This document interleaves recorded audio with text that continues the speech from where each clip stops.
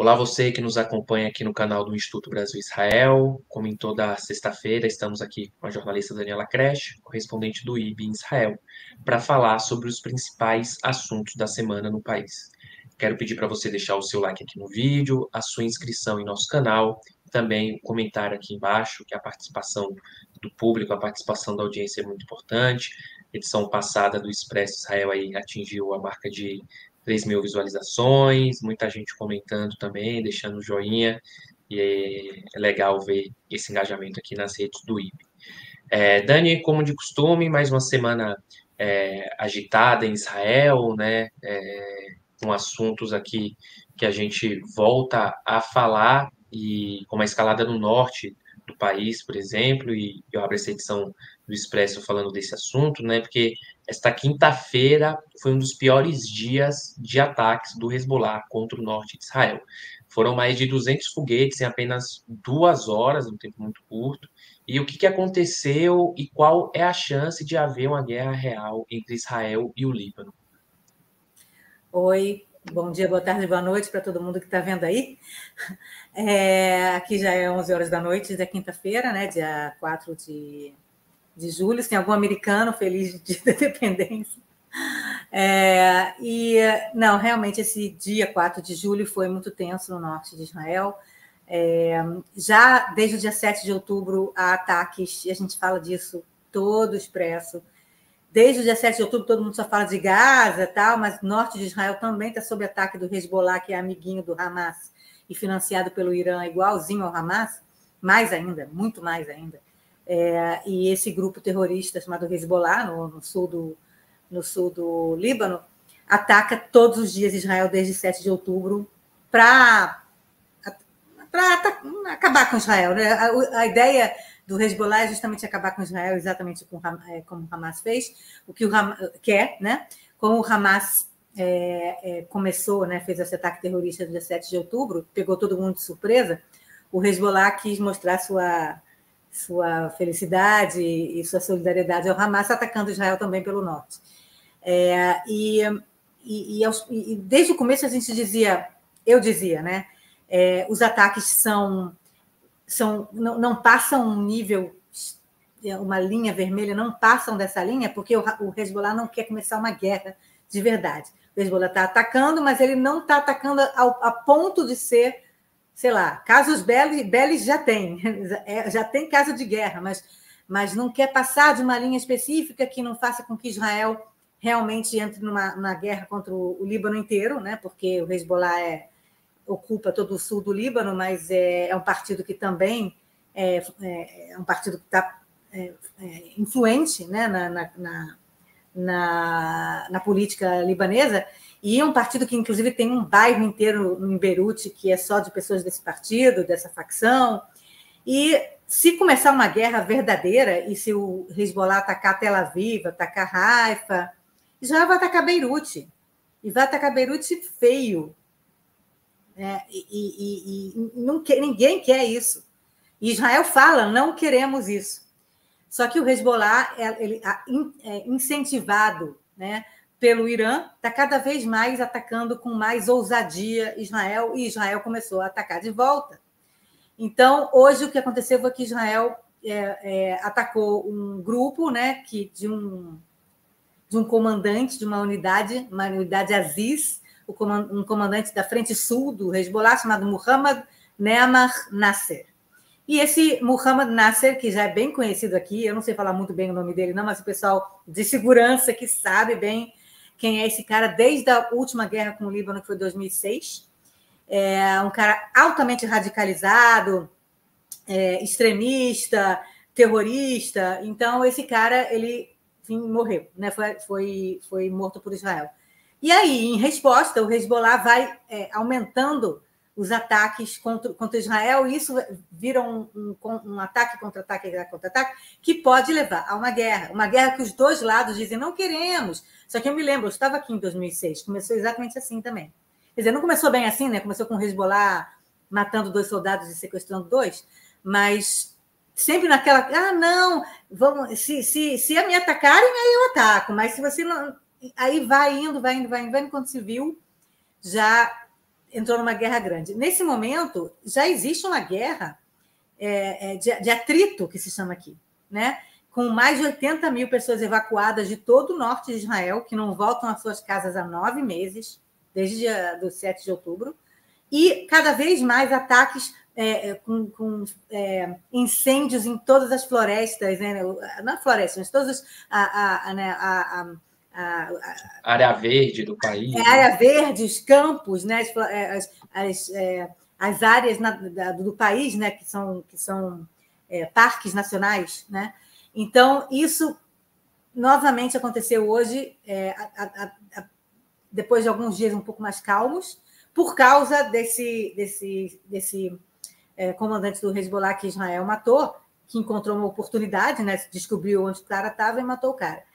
E aí foram mais de 200 ataques com foguetes em menos de 2 horas, como você falou, também com 20 drones suicidas, que mataram 2 pessoas. 2 soldados, um comandante de 38 anos e um soldado de 20 anos que estavam numa base do exército nas colinas do Golã. Morreram com um drone suicida que caiu em cima da base militar. Tá? E isso é cada vez mais insuportável para os israelenses.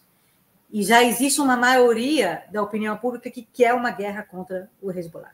Quer que Israel afaste o Hezbollah da fronteira, como fez em 2006, e consiga pelo menos mais 15 anos de calmaria. Porque acabar com o Hezbollah não vai acabar, assim como não vai acabar com o Hamas, no final das contas. Então, o objetivo, no final das contas, é pelo menos dar mais 15 anos de paz para os israelenses. Porque esses caras querem acabar com Israel desde que Israel existe e antes. Né? Então, e não vão mudar de opinião, principalmente vendo tanta gente no Ocidente concordando com eles, né? Que Israel tem que acabar, eles acabam se sentindo os heróis da coisa toda. Então, eles agora estão se sentindo incentivados pelo Ocidente também a acabar com Israel. Essas manifestações em universidades americanas, eles veem isso, eles adoram, estão amarradíssimos, felizes da vida. Inclusive, quando não tem bandeira do Hezbollah ou do Hamas, essas manifestações. Eles adoram, falaram, o Ocidente agora está conosco, a gente tem que acabar com os israelenses. Mas é acabar de matar todo mundo. Mas, detalhe isso, mata aí todo mundo, não tem problema. O Ocidente também quer isso. Então, eles também odeiam os judeus. Porque, novamente, nem o Hezbollah nem o Hamas chamam os israelenses, né? São judeus. Então, o Ocidente também é antissemita, estamos todos no mesmo barco. Então, o objetivo de Israel, no final das contas, é empurrando com a barriga isso, de 15 em 15 anos. Tendo uma guerra de 15 em 15 anos, 20 em 20 anos, entendeu? Realmente no Hezbollah, com o Hamas é menos tempo. Né? Então, é o que está acontecendo e está todo mundo já se preparando para uma guerra que dizem as más línguas que pode acontecer agora em meados de julho. Já há, inclusive, datas aí que algum jornal americano falou, sei lá. Então está todo mundo muito, muito tenso. E justamente por isso as pessoas estão correndo nesse momento para tentar fazer um acordo de devolução finalmente com o Hamas. Porque o Hezbollah já falou que assim que tiver um acordo, uma trégua, né, um cessar-fogo, e que Israel sair de Gaza, eles param de atacar Israel. Né? É uma maneira de pressionar Israel justamente a fazer esse acordo e sair da faixa de Gaza, né? E manter o Hamas no poder. O objetivo é salvar o Hamas agora, né? E parece que existe, de novo, todo um otimismo. Essa noite eu escutei por aqui em todos os jornais, rádios e entrevistas, de um otimismo muito grande por um novo acordo de libertação, possível acordo de libertação dos 120 reféns sequestrados pelo Hamas. A gente sabe que pelo menos 50 deles estão mortos, mas os 70, quem sabe, né? Pelo menos 70 vivos talvez voltariam. E essa noite o primeiro-ministro Benjamin Netanyahu conversou com o presidente Biden nos Estados Unidos para falar do 4 de julho também, feliz, né, Dia da Independência, mas, obviamente, o objetivo era falar desse acordo. Israel está em coordenação com os americanos, né, o acordo está sendo moderado pelo Catar, de novo.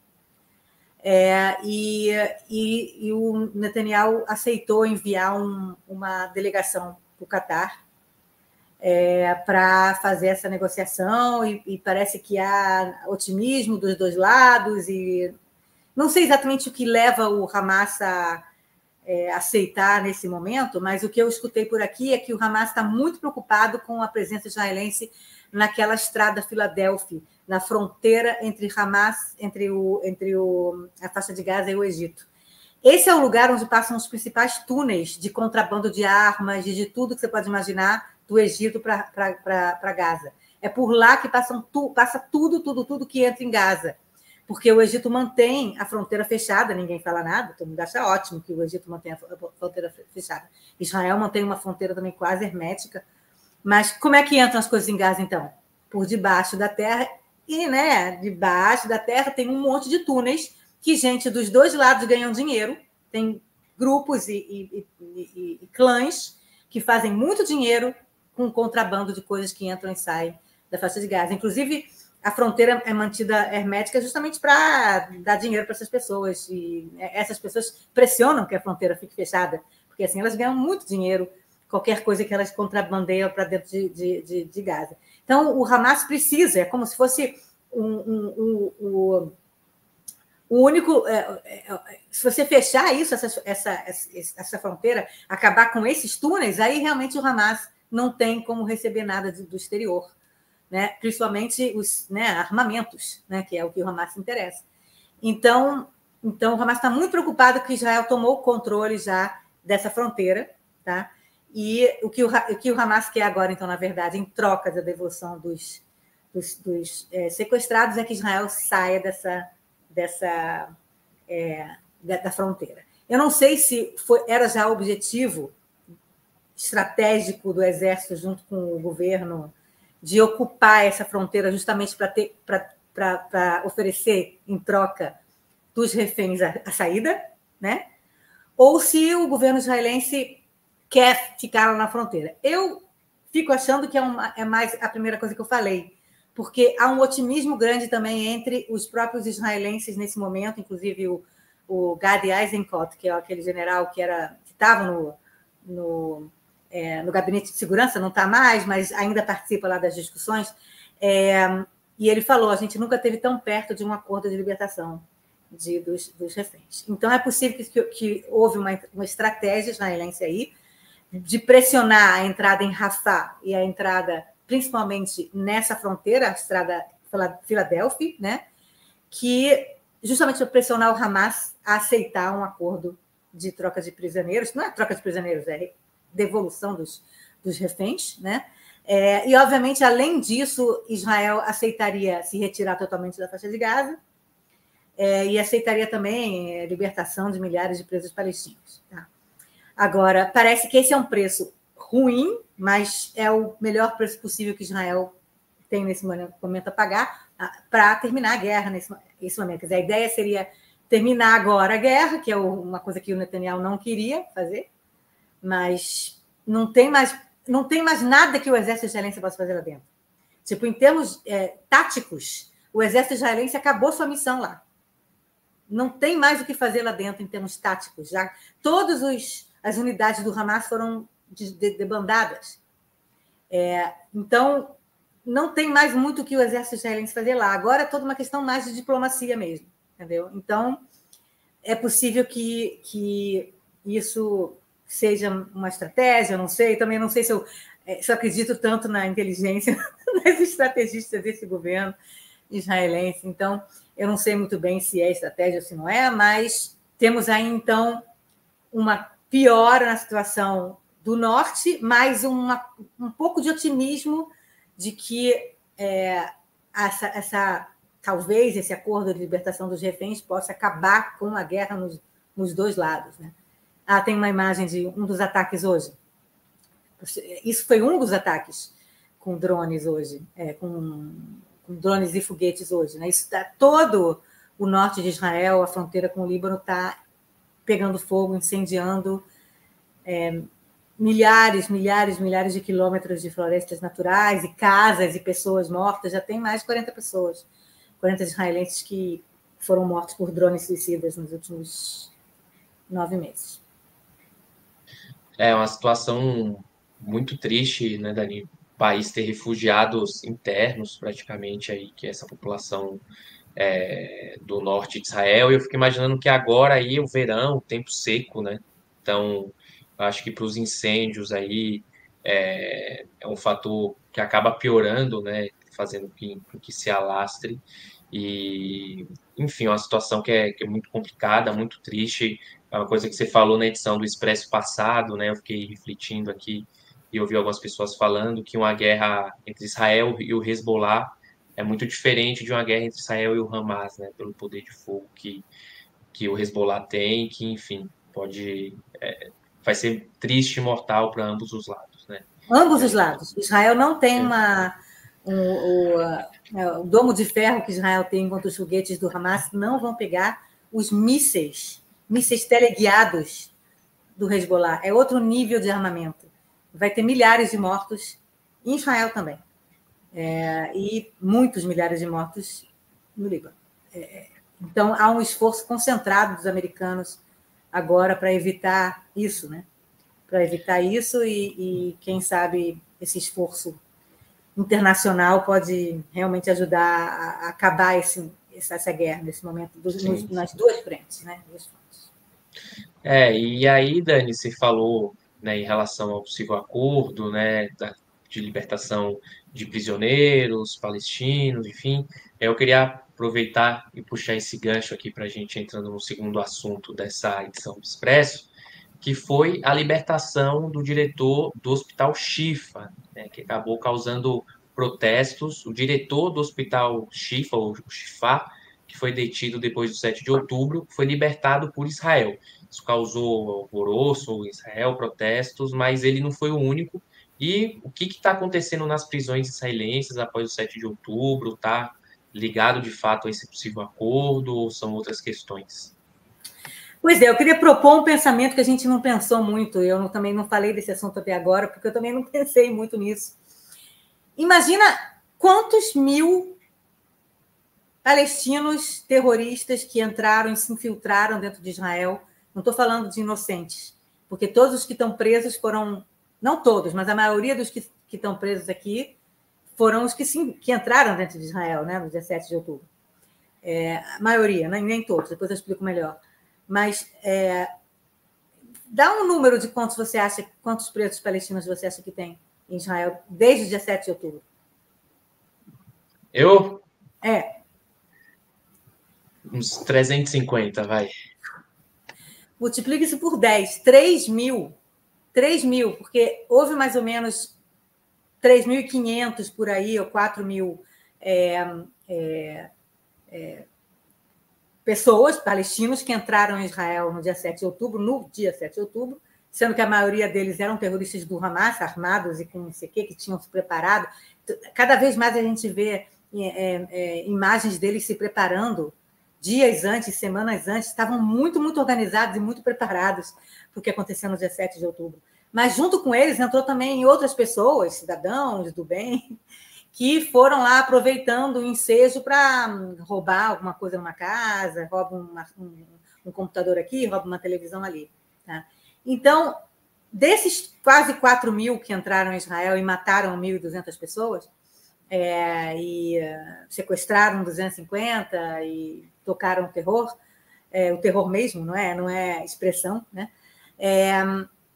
Desses aí, 1.000 mais ou menos foram mortos quando Israel conseguiu finalmente tomar controle da região. Demorou 1 ou 2 dias, ou 3 dias até, ou até mais, até uma semana em alguns lugares. Mais ou menos 1.000, então, morreram. Mas os outros 3 mil foram detidos, né? Foram presos. E aí, o que você faz em um dia só, ou em pouquíssimo tempo, você tem 3 mil pessoas novas no seu sistema penitenciário, né? Sistema carcerário.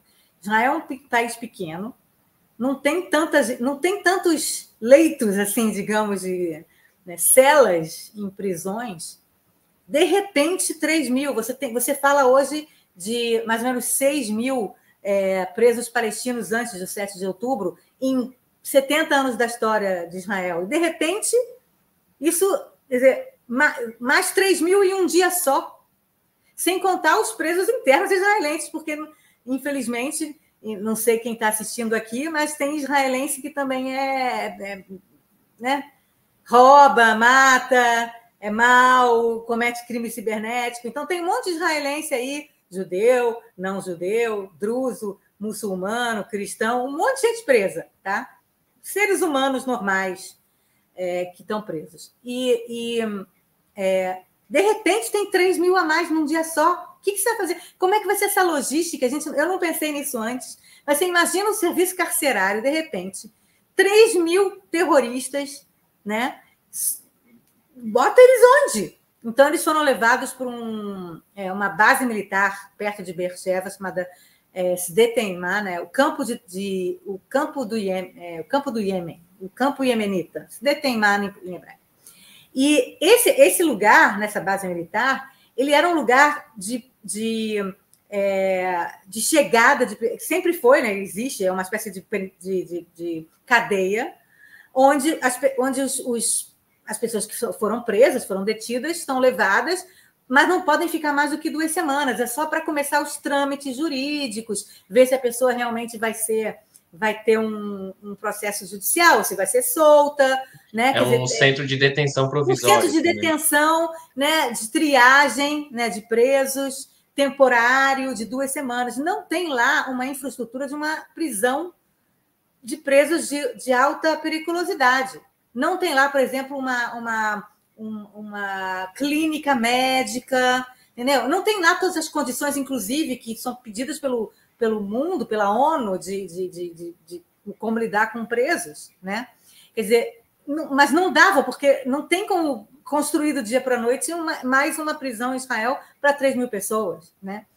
Que, aliás, é um erro muito grande, as pessoas deviam ter pensado nisso antes, e há muitas condenações nesse momento, principalmente do ministro de Segurança Interna, o Itamar Ben-Gvir, que não está nem um pouco interessado em direitos humanos dos presos, né?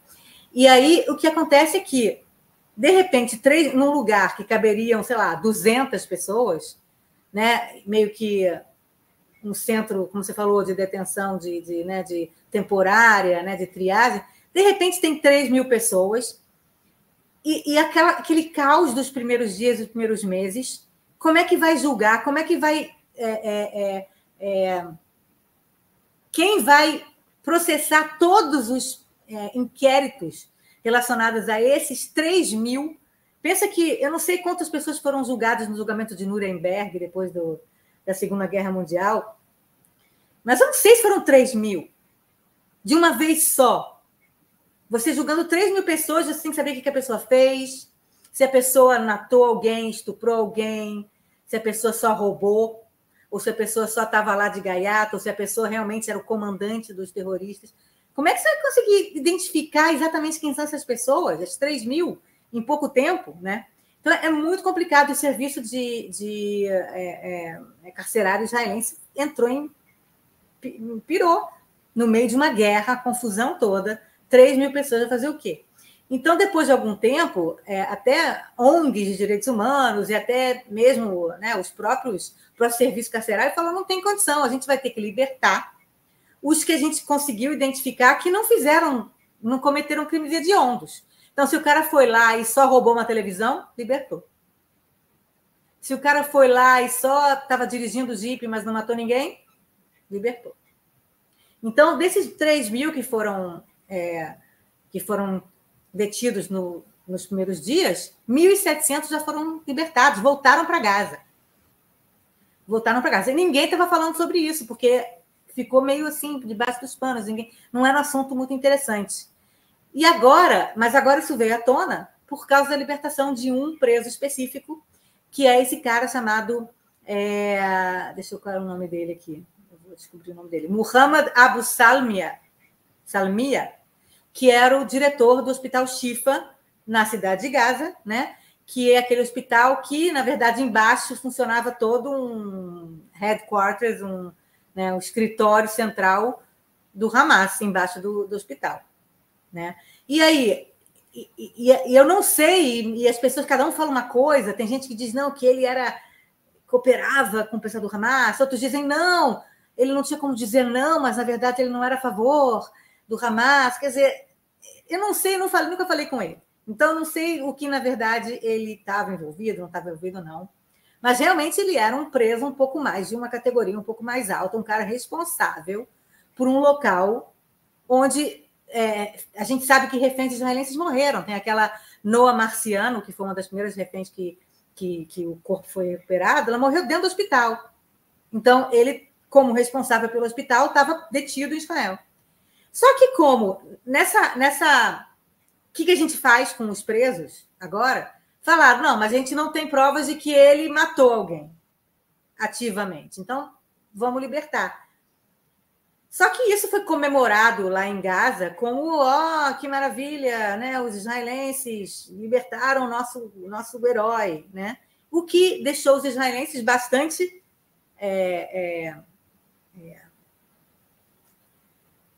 chateados, digamos assim, com isso. Nós tínhamos aqui um preso de alto escalão, né? E a gente deixou o cara ir embora, assim, sem mais nem menos. O que aconteceu? Esse cara tem culpa de alguma coisa? Não tem?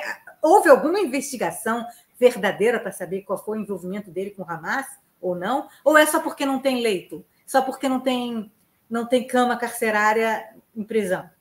Se não tem, deveria ter. Ou vocês podem soltar outras pessoas e para colocar essas pessoas. Enfim, uma confusão total aqui, troca de culpado, então culpa, o primeiro-ministro culpa, a Suprema Corte não tem nada a ver com isso. Aí a oposição critica o ministro radical de extrema-direita, e o ministro radical diz que, na verdade, a culpa é do Exército, o Exército diz que a culpa é do sistema carcerário.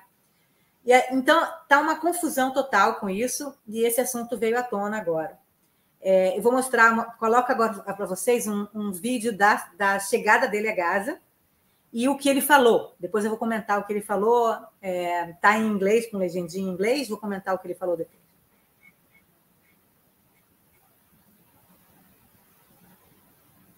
Não tem som mesmo, é assim mesmo.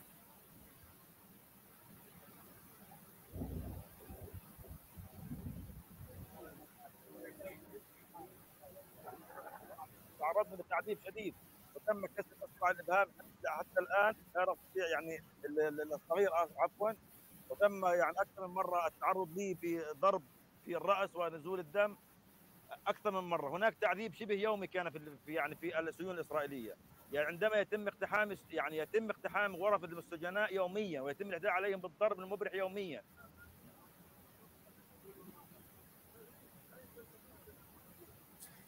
Pode parar.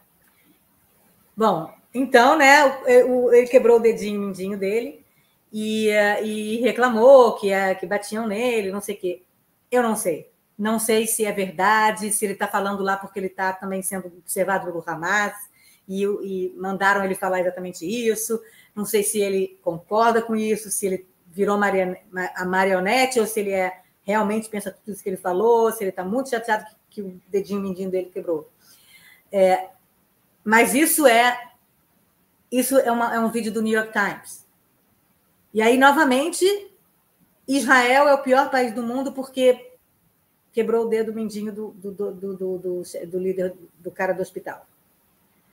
Enquanto que os reféns, 120 reféns israelenses na faixa de Gaza, não tem uma imagem deles, não tem uma cruz vermelha que foi ver eles, não tem nenhum direito humano que esse diretor do hospital exige para ele mesmo.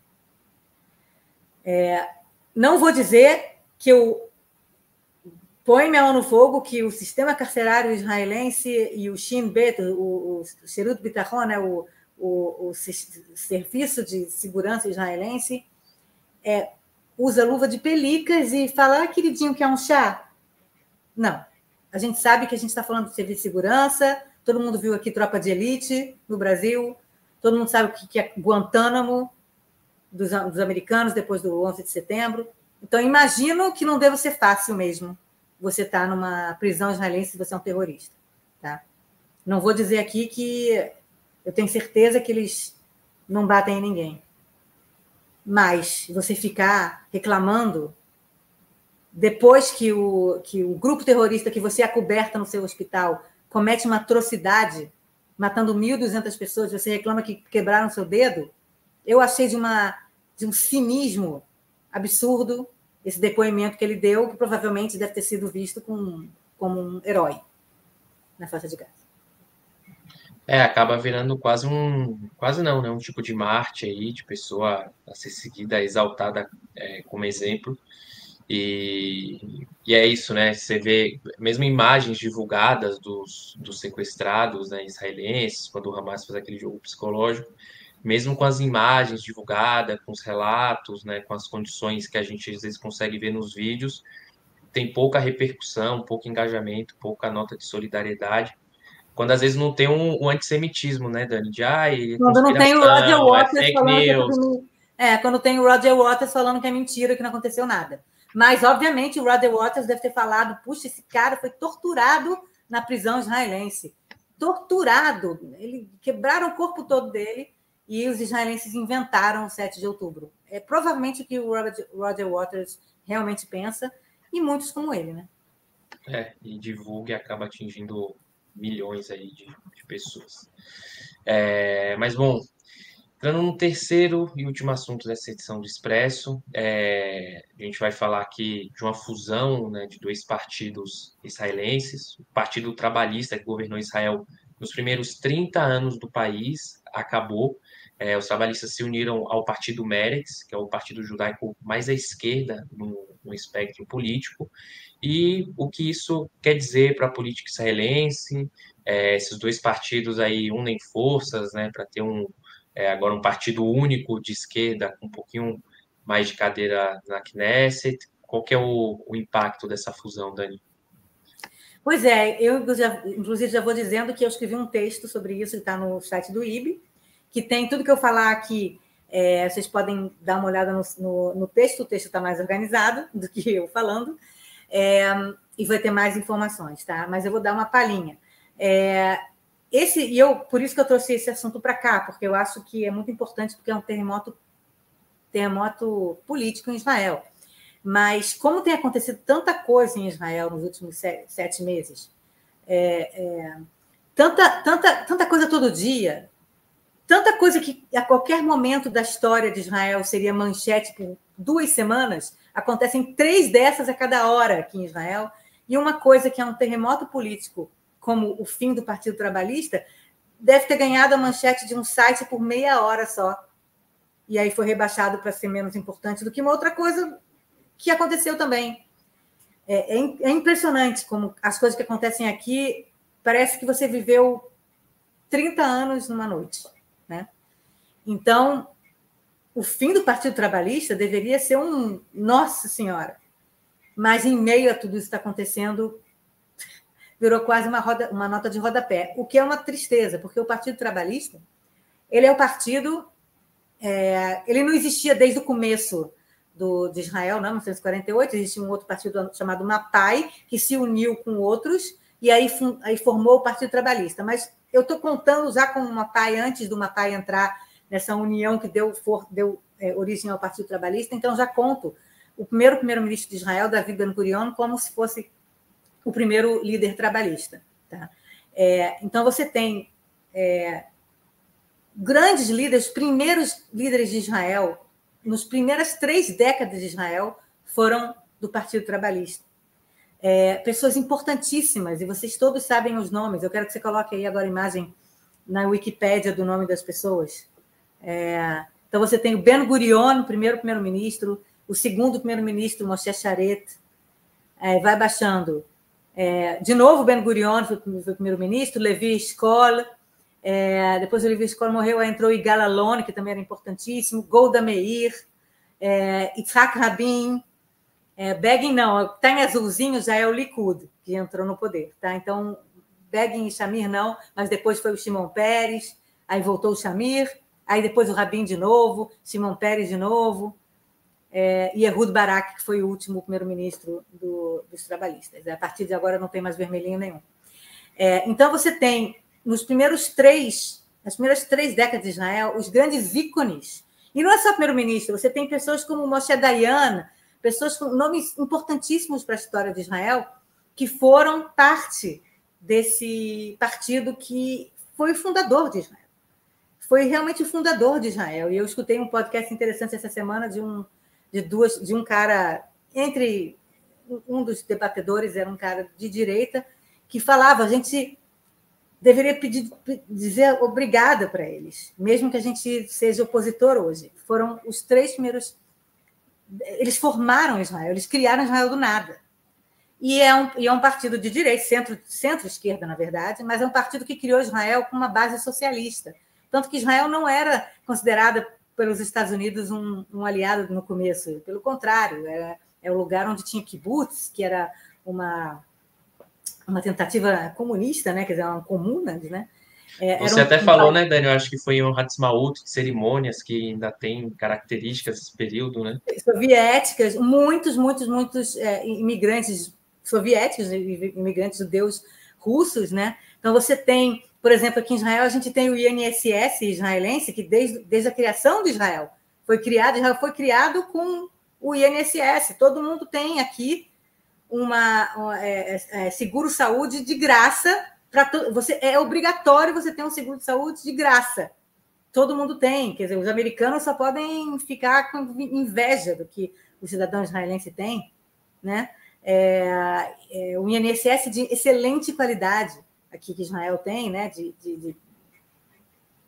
Com os melhores médicos, os melhores hospitais, e educação gratuita para todos. Quer dizer, então Israel foi criado como welfare state, mais para o lado social-democrata, talvez até mais socialista no começo, foi virando mais social-democrata, e tudo isso graças ao Partido Trabalhista. Tá? Então, esse Partido Trabalhista, que fundou Israel, acabou. Não sei se alguém no Brasil ficou sabendo. Não existe mais a palavra. Não é que eles se juntaram numa legenda, porque às vezes os partidos se juntam, se unem, e aí tem um nome, né? Legenda tal, mas que se é a união de 2 partidos. Não. Eles acabaram com os partidos. Ele acabou, o Partido Trabalhista acabou e fez se juntou, fez um merge com o Partido Meretz, que é um partido importantíssimo também, um partido fundado em 1992, por pessoas muito importantes da esquerda israelense, esse sim, esquerda, um dos partidos principais de toda a luta pelo Paz Agora, o fim da Primeira Guerra do Líbano, a luta... pelos acordos de Oslo também, de 2 estados para 2 povos. O Partido Meretz é um partido muito importante, chegou a ter 15 cadeiras no parlamento uma certa época, um partido muito, muito icônico da cena política israelense. E esses 2 partidos, então, não existem mais, eles foram fundidos num partido chamado agora Democratas, ou Partido dos Democratas, uma coisa assim. E eu achei assim, esse nome um pouco básico demais. Eu não achei ele um bom brand, não. Mas eu achei que, pelo menos, uma palavra que parece que não é mais consenso no mundo, né? Que é democracia, né? Porque, ao meu entender, a situação da política de Israel, eu acho que tem tudo a ver com o que realmente aconteceu agora com o Partido Trabalhista e o Meretz, é o fato de que você não está lutando mais entre direita e esquerda aqui em Israel. Aqui em Israel você luta contra democracia e autoritarismo. O governo Bibi Netanyahu, nesse momento, Benjamin Netanyahu, nesse governo, é um governo antidemocrático. Ele queria enfraquecer a Suprema Corte no ano passado. Ele tem como membros de seu partido pessoas, ou membros de sua coalizão, partidos basicamente protofascistas, partidos que não têm a democracia como seu principal lema. Então, é como se Israel tivesse meio que sendo um microcosmo do que está acontecendo no mundo. A gente viu agora o que está acontecendo também na Europa, com a extrema-direita tomando o poder, o que vai acontecer nos Estados Unidos com Trump, em vários países da Europa, como Hungria, Polônia, que você já tem, sem contar a Rússia, né, que voltou a ser totalmente ditatorial, você tem, então, na verdade, uma briga agora que é entre ditadura ou autoritarismo versus democracia. E é isso que, na verdade, a política israelense está meio que se voltando para isso, deixando para trás rótulos como direita, esquerda, não sei o que, não sei o quê, e formando dois blocos entre pró-autoritarismo ou pró-democracia. E hoje em dia o bloco pró-democracia é o bloco de oposição ao governo Benjamin Netanyahu. Por que eu digo dois blocos?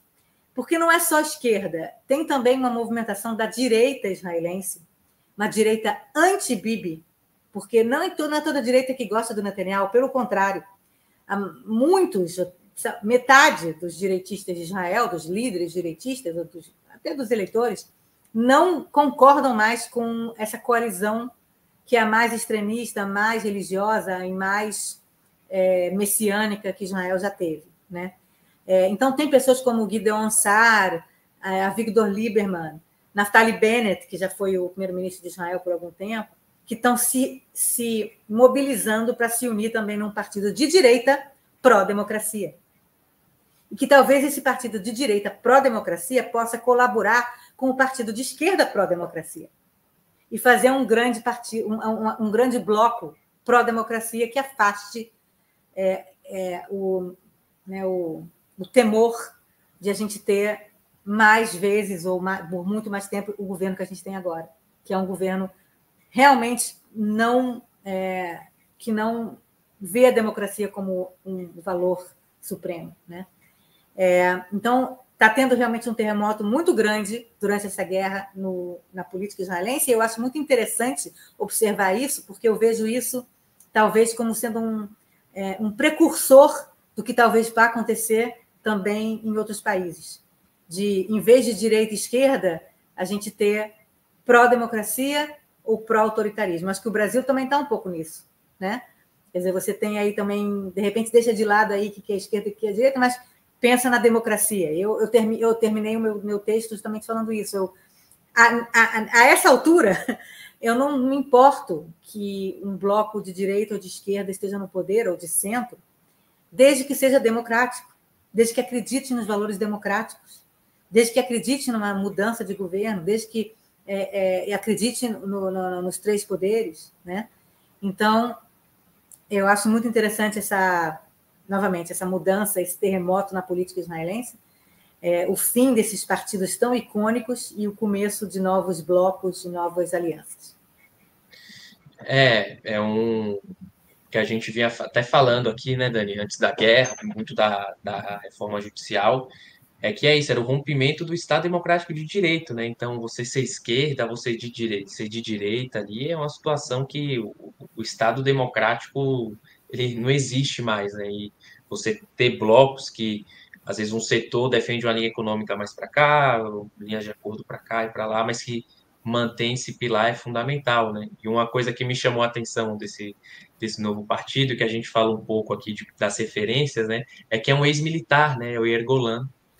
Sim, E eu é uma das acabei lideranças, né? não falando quem é o líder desse novo partido. Tem até uma foto, eu mandei uma foto? Não, acho que não mandei. Não mandei. Não, mas eu tenho aqui. O líder desse partido é um cara chamado Yair Golan, que é um cara que é um ex-militar, um ex-general do exército israelense. E, novamente, pela 50ª vez, eu vou falar aqui no Expresso Israel que os militares israelenses não são golpistas de direita. Os militares israelenses, a maior parte deles, inclusive os que foram para a política, tendem a ser mais de centro ou de centro-esquerda, como Benny Gantz, como Gadi Eisenkot, como o próprio Yair Golan, como Ehud Barak, como Yitzhak Rabin, todos eles foram generais. O exército israelense não tem esse caráter golpista de direita como tem na América Latina. Tá? Então, esse cara, o Yair Golan, que ele era, na verdade, um cara que circulava entre o Meretz e o Partido Trabalhista, ele é um cara que é um dos caras que mais influenciou e financiou também e começou a incentivar as manifestações de 2023 contra a reforma jurídica que o Netanyahu tentou fazer. Ele foi um dos caras que organizou essas organizações, essas manifestações que aconteceram semanalmente em Israel, levando centenas de milhares de pessoas às ruas, todas as semanas até o 17 de outubro, né, contra a reforma judicial. E o Yair Golan, ele é um cara que estava sendo chamado de anti-sionista ou quase traidor da pátria pelo bloco de Benjamin Netanyahu, por ter, né, por causa dessas manifestações contra a reforma jurídica. Só que o Yair Golan calou a boca de todo mundo, quer dizer, não grudou nele isso de ser anti-sionista ou aqui seria entendido como traidor da pátria, porque no dia 7 de outubro ele pegou o seu carro, foi sozinho para o sul e sozinho com uma arma, eu acho que, sei lá, ele tinha uma arma em casa, sozinho para o sul de Israel e resgatou um monte de gente que estava no Festival Nova, que estava nos kibbutzim, que estavam desesperados, saindo correndo atrás. O exército não tinha chegado ainda. As vítimas estavam sozinhas lá, sendo abatidas pelo Hamas. E ele foi, sem medo, em direção, quando estava todo mundo fugindo do sul, ele foi do outro, em direção contrária, para salvar pessoas, e salvou um monte de gente. Então, não tem como alguém dizer que ele não é um cara, que ele é traidor da pátria, né? Então, desde então, ele realmente virou quase um herói nacional e justamente, talvez essa fama dele agora possa ajudar esse novo partido a ter mais eleitores. É bem interessante essa história do Yair Golan, né, mais uma força política democrática em Israel. Vamos deixar o texto da Dani aqui na descrição do vídeo, anexado aqui no link também. E com isso, a gente vai chegando ao fim dessa edição do Expresso. Quero agradecer a Dani por mais uma vez estar trazendo as atualizações aqui para a gente. Agradecer também a você que ficou aqui até o final. Não deixe de deixar o joinha aqui no vídeo, a sua inscrição em nosso canal e o seu comentário aqui embaixo. E até semana que vem. Tchau, tchau. Tchau, gente.